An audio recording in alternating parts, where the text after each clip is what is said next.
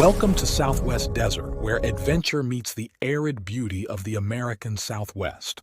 Join us as we explore the rugged landscapes, uncover hidden historical gems, and dive deep into the rich legends and culture of this iconic region.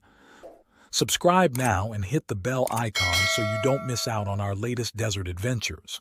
Please leave a like or comment. This is very helpful. Let's journey together into the heart of the Southwest Desert.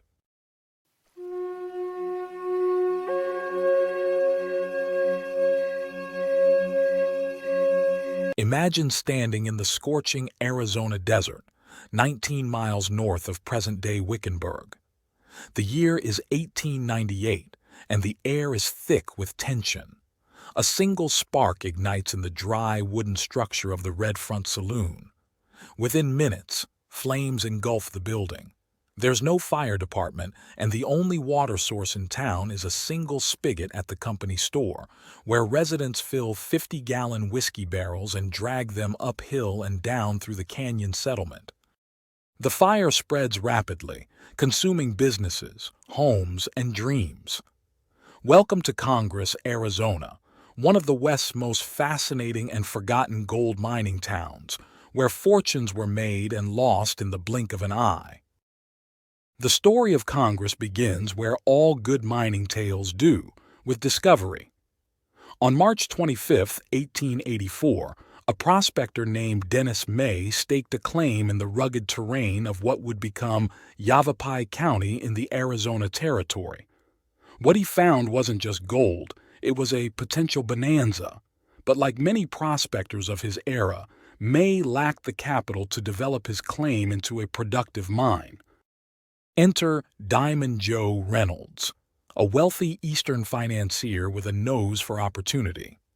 In 1887, Reynolds acquired May's claim and immediately began pouring money into developing what would become the Congress mine. Reynolds had made his fortune in transportation and had the resources to transform a promising hole in the ground into a functioning gold operation. The geography itself presented immediate challenges. Located along a canyon in Arizona's mineral-rich belt, the site offered geological promise but practical problems. The arid desert environment made water, essential for both mining operations and human survival, scarce and precious. The region's punishing heat and remote location meant that building a mining operation here would require extraordinary commitment. Despite these challenges, Reynolds forged ahead, establishing not just a mine but the beginnings of a community. On January 19, 1889, a post office was established under the name Congress, marking the settlement's official recognition. For the next half-century, this postal station would serve as a vital communication link between this remote outpost and the wider world. Reynolds' vision for Congress seemed unlimited, but fate had other plans. In 1891, Diamond Joe died, throwing the mine's future into uncertainty. Operations ceased, and for 3 years the fledgling settlement languished in a state of suspended animation, with only caretaking operations maintaining the infrastructure Reynolds had built. The town might have become just another abandoned claim in the Arizona desert if not for the arrival of a new ownership consortium in 1894. 4 ambitious businessmen, E.B. Gage, Frank Murphy, N.K. Fairbank, and Wallace Fairbank, saw potential where others saw only risk. Gage brought extensive mining experience. Murphy contributed his business acumen, while the Fairbanks supplied crucial financial backing. Under this new leadership, Congress didn't just revive, it thrived. The consortium implemented enhanced mining technologies, expanded operations, and drove production to unprecedented levels. As gold flowed from the depths of the Congress mine, the settlement began to take shape as a proper town, or rather, as 2 towns. One of the most fascinating aspects of Congress was its dual town structure, a physical manifestation of the social and economic hierarchies that defined mining communities of the era. The settlement was effectively split into 2 distinct areas, the mill town, and the lower town. The mill town represented corporate order and control. Here stood the ore processing facilities, the company administrative headquarters, a hospital, workers' bunkhouses, executive and employee housing, the company store, water distribution point, and even an electric light plant, a remarkable luxury for a frontier settlement. This section of town was designed with industrial efficiency in mind, where every aspect of life revolved around the extraction and processing of gold. In contrast, the lower town developed more organically, stretching linearly along the canyon. This was where the independent businesses operated, catering to miners' needs and desires beyond what the company provided.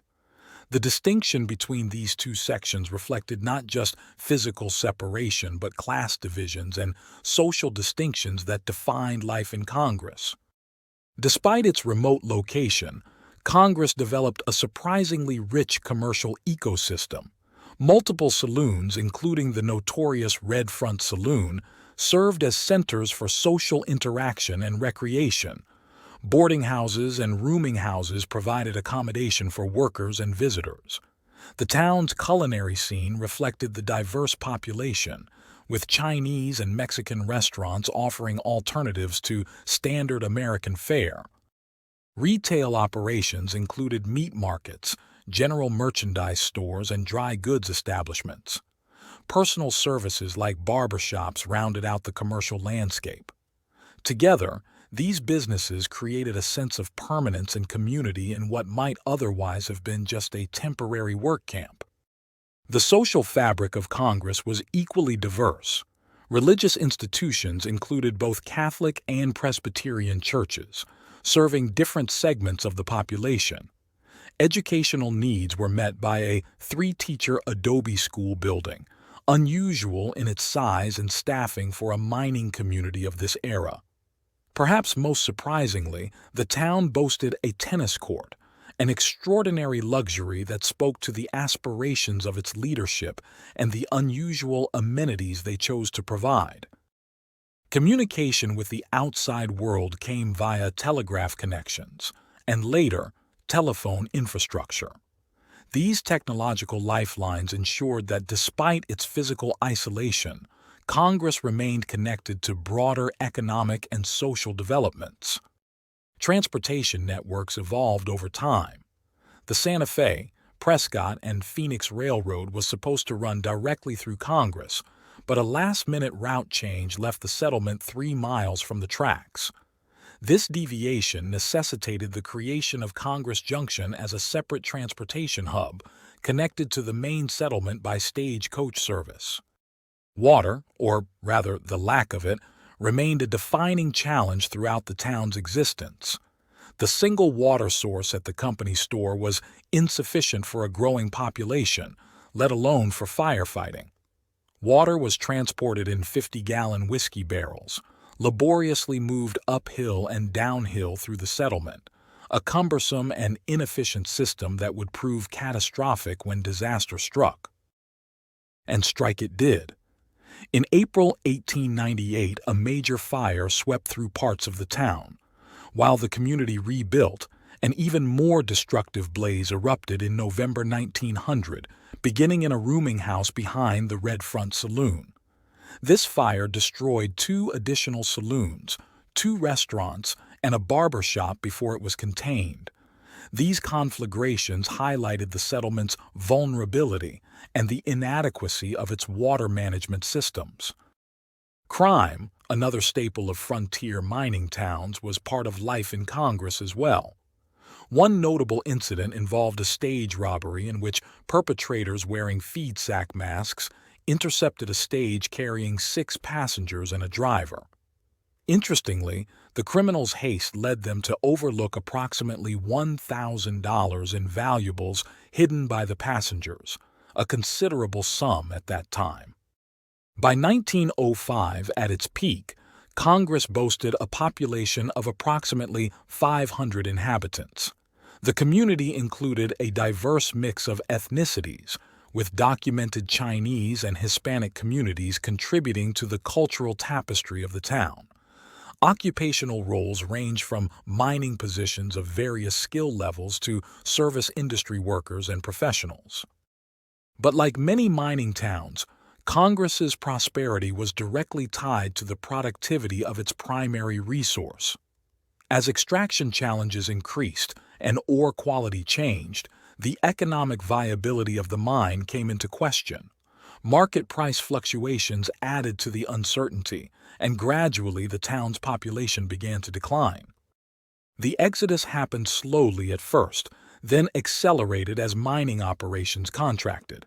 Businesses closed one by one, with only the most essential services remaining until the end. By the late 1930s, Congress was breathing its last as a functioning community. On August 31, 1938, nearly 50 years after its establishment, the Congress Post Office was discontinued, an official acknowledgement that the town no longer existed in any meaningful sense. Today, physical remnants of Congress are sparse but telling. 4 buildings survive in the former Milltown area, while only one roofless stone structure stands as testament to the once bustling Lower Town.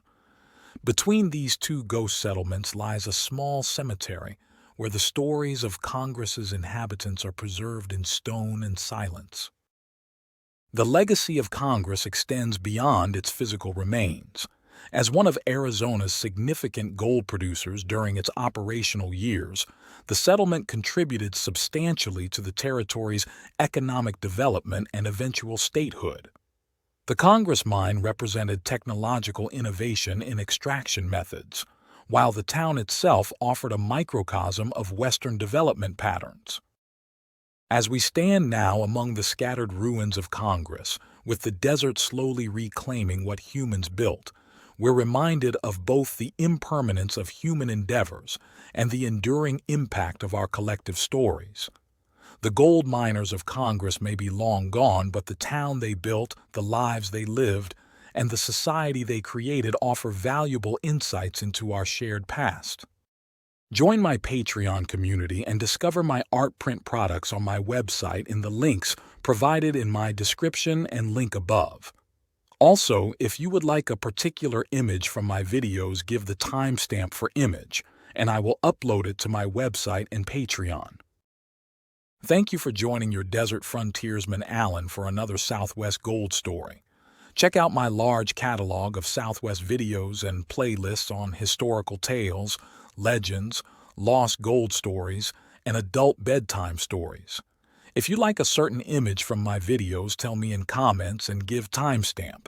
Happy trails!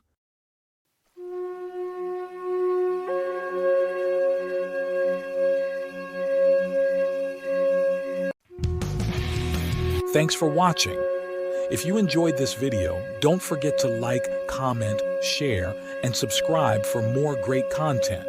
Hit the notification bell so you never miss an update. See you in the next video.